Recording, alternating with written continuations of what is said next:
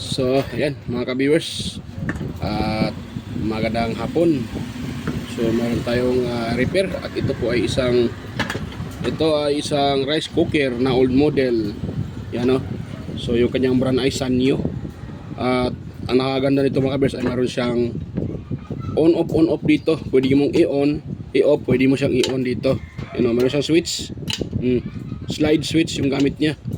Yan. So, yan po, yan ang sa baba naka-on. Yun. So, maganda to mga ka-viewers, old model. So, yun siya. Yan o. Pakita ko sa inyo sa loob. Yan. Ito, curious lang ako mga ka-viewers dahil bihira ako maka-repair ng ganitong klaseng mga rice cooker. Tulad nito. Oh, maganda yung kanyang pinaka-heater plate. Maganda. Solid na aluminum. Maganda siya. At itong kanyang pinaka-sensor, maganda din. Makapal yung spring. Hindi kinakalawang. Tsaka dito, ito yung kanyang model. Sanyo AC-13. Yan nakalagay dyan, oh. Made in Malaysia. Ano? Made in Malaysia. Maganda to. So, reklamo ng may-ari nito mga ka-viewers ay wala daw power. Yan. At isa pa sa ano ito mga ka-viewers, kakaiba yung kanyang ano. Ito, kakaiba yung kanyang input. Pinaka-connector sa AC connector. Kakaiba siya, parang yung yung unang labas na mga heater. Ito yun, tinan nyo to, parang sa heater. Kakaiba. Yan. So, ating gagawin dito, mag-test tayo ng ohms value. Buka natin siya ng ohms or kung natin siya ng resistance, kung mayroon pa bang resistance ito mga ka-viewers. Yan, pero bago pa tayo mag-start dyan at tayo mag-intro muna.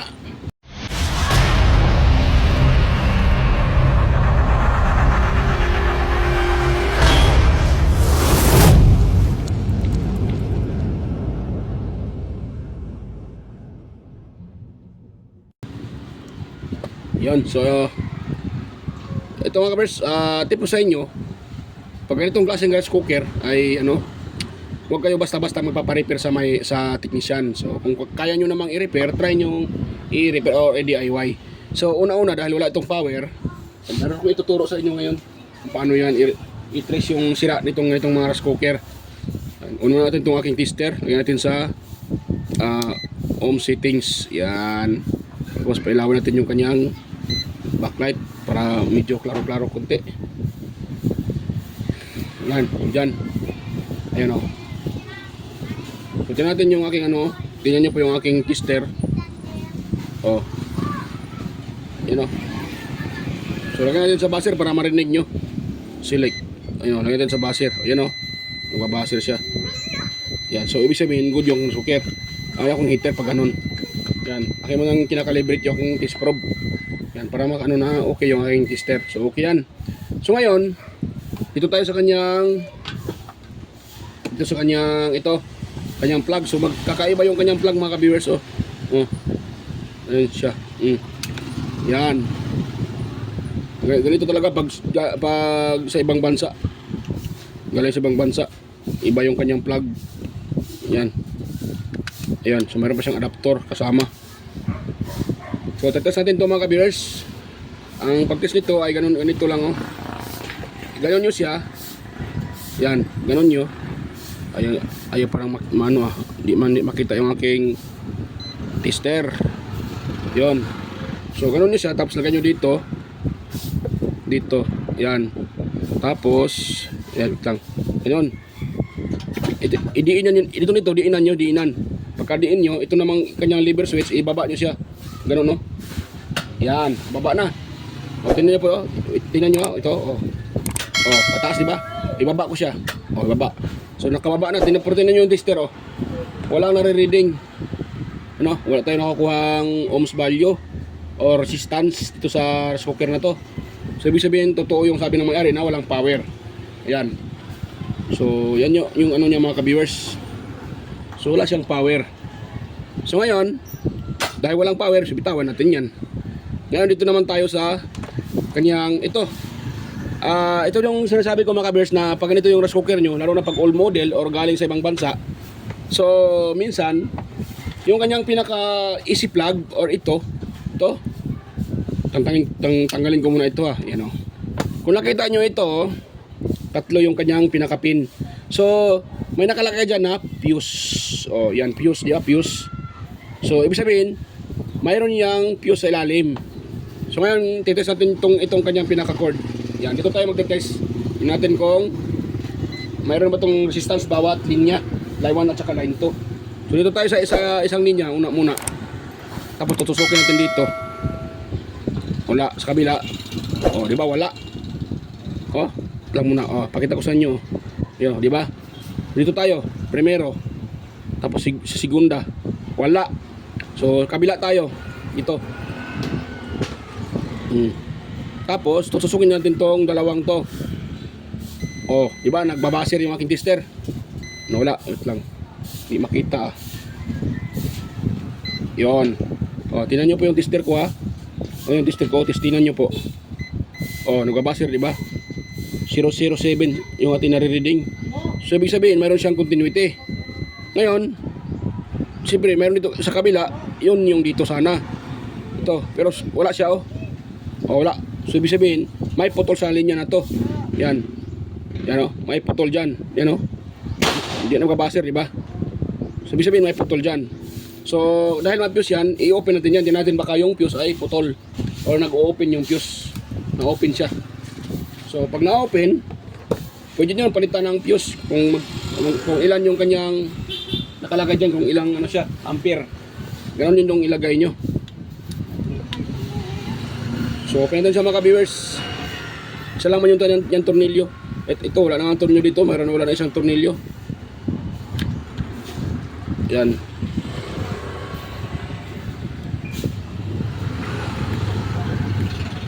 Ayan. So, nakatak na yung kanyang pinaka-cover. Ayun. Ito pala ang problema mga kabers. Oh. Kita nyo. Oh, nahatak yung ano. Nahatak pala yung isang linya kaya walang power. So, hindi pa tayo nagtatapos na. Nakita natin yung problema. So, ngayon, itetest natin itong dalawang fuse na yan. Itong dalawang dulo ng fuse. Itetest natin kung buo pa ba yan. Baka sira din yan. So, magdoble yung trabaho natin. So, dahil na-open natin yan, atin na siyang ititest. Yan. So, nga pala, sa mga bago pa lang dito sa aking channel, so huwag niyo pong kalimutang mag-subscribe mga ka-viewers. Huwag niyo kalimutang i-subscribe yung aking channel at huwag niyo rin kalimutang pindutin yung notification bell dyan at ilagay nyo sa all para ma-notify kayo kaagad sa aking mga bagong upload o sa mga upcoming kong mga video. Yan, so huwag niyo rin kalimutang i-share sa iba para makatulong tayo sa mga gustong mag-DIY. Yan, so yun yung aking tester. Yan.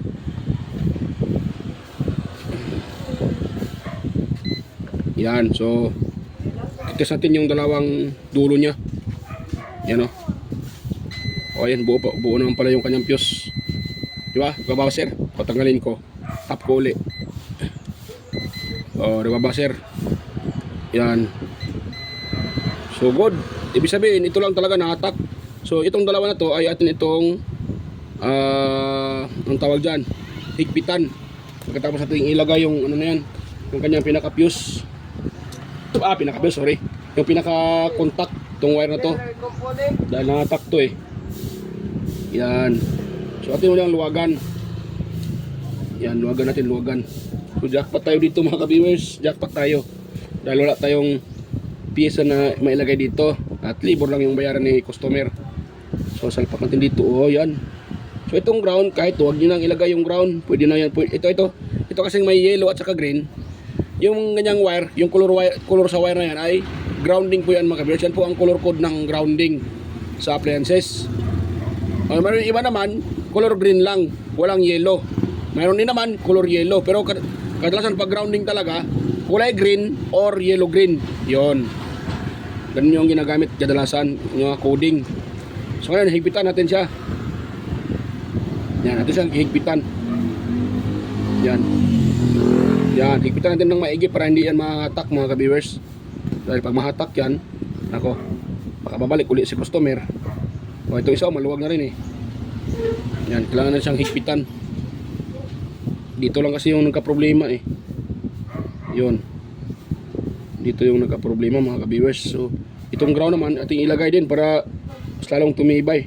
Dahil Siyempre, nakalagay ito, hindi siya basta-basta mahatak din. Basta nakahigpit lang yung lahat ng screw. Yan. Ito, higpitan natin mga ka-viewers. Jack pa tayo dito. At wala tayong ano, dalawa to mga ka-viewers. Dalawang ano to, isa lang ang may-ari, dalawang rice cooker yan, no? Itong isa, oh. Yung isa. Yan. So ang problema naman ito, itong Q1 na to, yung kanyang wire ay ano yan, no? Nasunog yung sa dulo, yung sa saksakan. So puputulin natin yan at lagyan natin ng ibang mill plug. Yan. Yon, dahil ano natin to. So pinaka-the best dito mga kabis, ididikit natin siya ng glue stick para hindi maganong-ganon ba, hindi gagalaw-galaw. Pangit kasi gagalaw-galaw siya eh. So kailangan natin idikit yan ng glue stick. So kung itanggalin ko yung electric fan ko para malagyan natin ng glue stick yan. Yan lang po ang technique sa pagre-repair ha, para matibay yung inyong repair. So kung pwede nyo lagyan ng glue stick, lagyan nyo ng glue stick para matibay mga ka-viewers. Yan. So dahil hindi ako gumagamit ng glue gun, kaya itong lighter yung ginagamit ko. Yan. Para iwas sa kuryente. Dahil may konsumo pa yun ng kuryente. Konsumo pa yun, kaya parang tayo malaki yan sa konsumo ng kuryente. Ito yung ginagawa natin. Ayun. So, intay natin na didikit yung titigas yung stick glue. Oh, yan. Para maging maganda yung hindi gagalaw-galaw yan mga ka-viewers.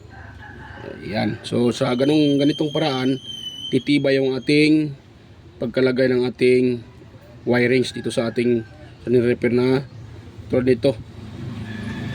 Yun. So, yan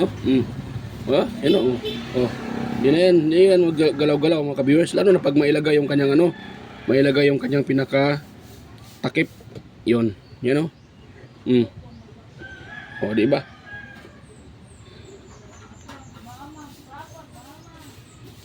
Yun. Tapos higpitan natin siya mga ka-viewers para maganda yung niya. Yan, natin dito. So yung aking nawala pa ito yung aking. Yan. Higpitan natin siya. Ayun, mahigpit na. Dito naman sa kabila. Ito.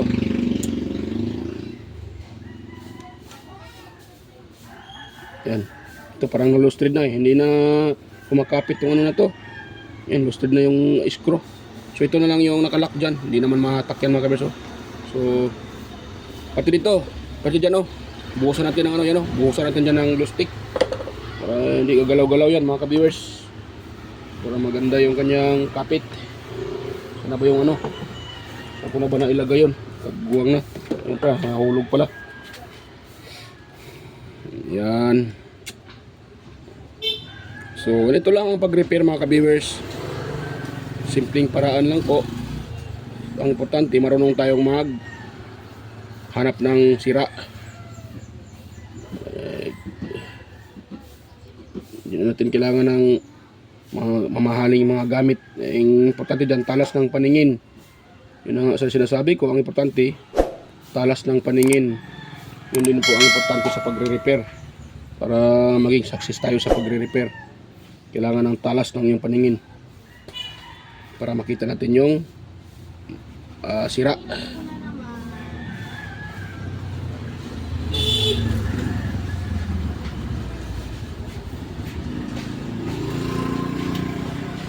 Yun.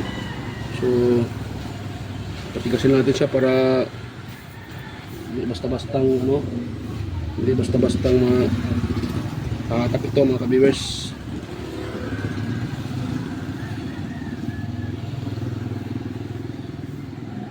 Yun.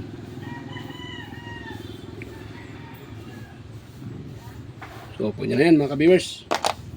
Yan, lagyan natin tong kanyang ito. Yan, tapos mag-testing, mag-test tayo ng lagyan natin ng tubig. Yan, ito yung kanyang yan. Tapos meron akong tubig dito. Tinglagyan ng tubig yan mga ka-viewers. Yan, ito yan mga ka-viewers. Yan. Kahit kunti lang tubig, pwede na yan. Ang importante, kukulo yung tubig para maano natin na okay na siya talaga. Yan, tapos dito. Yan, bago na natin isalpak yan sa outlet, kailangan mga ating i-test muna. Yon. Kailangan natin i-test dito sa tester natin. Kung mayroon na ba siyang ohms value. Yan, nababa natin itong kanyang itong lever switch. Yan, nakababa na. So nakababa naman din itong kanyang on. Itong switch niya. Nakababa na rin. Maganda itong switch. Ano to? Rice cooker na ito mga viewers. Matibay din to. Old model na Sanyo, made in made in Malaysia. Indonesia ba yan? Malaysia. Indonesia. Yan. Ayun. Nakakuha tayo ng 91 ohms yan, no? O, di ba? Good na. O, 91 ohms. O, yan. Ipaano ko muna. Ayun, o. 91 ohms mga ka-viewers. Go, yan, di ba? So, goods. Pag ito ay pumitik, yung kanyang pinaka-lever switch, mawawala yung reading, di ba? So, unatin uli. Yan. O, di ba? Wala. So, ngayon, titest natin dito sa kanyang dito. Baka mayroon itong mag-ground tayo. So, mag-set just tayo ng grounding sa body. Dapat hindi yan, hindi mag-reading yan. So, walang reading. Sa body, wala. Sa kabila, wala. O, wala siyang ground. Yung pagtitest ng ganyan, yan mga ka-viewers, panagana yan. Pag kayo nagtitest, pag mayroong ground siya na nare-reading nyo, huwag yung basta-basta hawakan yan. Ibig sabihin, grounded yung appliance na yan, rice cooker man o anong klaseng yan. So, salpak natin ngayon mga ka-viewers. Tingnan natin kung iilaw yan. Alam ko man yung aking electric pan, napakainit. Natin kung mag-iilaw yan. Malaking ito, yung outlet ko. Hirap pa. Yan mga kaberso. Yan o. Umilaw, di ba? Yan o. Oh, okay. Nawala yung natin ulit. Tingnan nyo po siya. Oh, nag-roll, di ba? Pag pipitik yan, papunta dito sa keep. Keep, tapos poke. O, di ba? So, hintayin natin na yan. Pakulo yung tubig, mga ka-viewers. Kailangan natin ititis yan eh. So, balikan ko lang kayo pag ito ay kumukulo na. Mahaba itong ating video pag antayin na pa natin na yan. So, balikan ko lang kayo pag yan ay kumukulo na. So, stay tuned lang ulit mga ka-viewers. So, yan mga ka-viewers. Tingin ko ay ito ay kumulo na dahil mainit na siya. Mainit. Mainit na mga ka-viewers. So, kumulo na ito. So, try natin siyang i-open mga ka-viewers. Ayun, kumulo na talaga mga ka-viewers. Ayun Yan, kumulo na. Kunti lang kasi yung tubig na inilagay ko. So okay na, goods na mga ka-viewers. Pwede na itong gamitin ng may-ari. So goods na. Okay na. So success yung ating repair. Yun lang naman ang problema. Yung wire na nahatak. Yung isang linya na nahatak mga ka-viewers. Yan, so tanggalin ko na ito. Yun. So goods na. Yan. Success yung ating repair. So ganun lang mga ka-viewers ang pag-repair ng rice cooker. Lalo na pag ganitong klaseng rice cooker na yung kanyang AC cord ay mayroong kanyang fuse. So at kahit hindi ganito, basta walang power, try nyo munang i-check up yung pinaka power cord. Kung wala kayong marireading na wala siyang ohms value, walang continuity yung isang linya, so try nyo i-open, baka nakalas lang or naputol. Yun. So yun lang, ganun lang naman pag-repair. Hindi naman siya mahirap. Kalain nyo, ganun lang ang problema. Dahil nyo sa technician, siyempre kukubrahan kayo ng labor na standard na labor. O diba? Na standard na labor lang. Pag sa akin yan 200 yung ko dyan, 200 yung singil ko dyan, mga ganyan mga ka-viewers. Ganyan lang yun lang ang problema na yun. Yung kanyang pinaka switch lang, pinaka power cord, nahatak lang, ganun lang. 200 na yung single ko dyan. Siyempre, meron tayong standard na tinatawag na libo. Kung, siyempre, yung may-ari, pag hingi ng, tatawad, siyempre, bababaan din natin. Wala naman tayong nilagay na pisa, pero, siyempre, meron tayong standard na labor. Siyempre, ganun yung ating singil. Yan, di ba? Yan, so hindi mo naman basta-basta ma-repair yan kung hindi mo troubleshoot. So, dinadaan mo muna sa troubleshoot bago mo siya ma-repair. So, ganun lang. So, yan mga ka-bears, hanggang dito lang po yung ating video. At sana kung mayroon kayong nakuha ang kunting ideya, at kung sa tingin nyo ay mayroon kayong nakuha ang kunting kaalaman sa pag-repair ng rice cooker, or hindi lang sa rice cooker, sa mga anong klaseng bagay-bagay ng mga appliances, kung mayroon kayong nakuha ang kunting ideya, lalo na dito, sana huwag yung kalimutang i-subscribe yung aking channel. At huwag nyo rin kalimutang i-share sa iba at i-like yung ating video.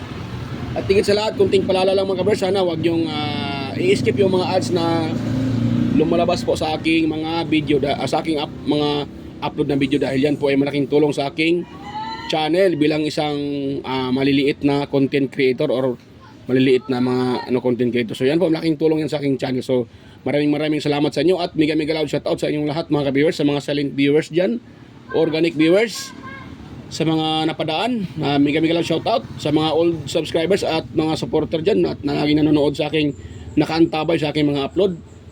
Yan, so maraming salamat po sa inyong lahat mga lods, mga idol, mga sir, mga ma'am, dahil kung hindi nandahil sa inyo ay hindi po ako, siyempre wala dito yung aking, hindi po tawag dyan, yung aking mag-grow yung aking channel kung hindi po sa inyo. So maraming salamat sa inyong panonood at suporta mga ma'am, sir at mga lods. Yan, sa mga bagong nag-subscribe, maraming salamat, at sa mga matagal na dito sa aking channel na nanonood na hindi pa nakapag-subscribe, at baka naman po pwede kong hingiin yung inyong pag-subscribe, dahil yan po, yan po ay malaking tulong sa akin bilang isang content creator. So ayan, bye-bye po mga ka-viewers, at advance Merry Christmas po, at to God to be the glory. So bye-bye mga ka-viewers, at kita tayo ulit sa aking next na mga upload. Bye-bye.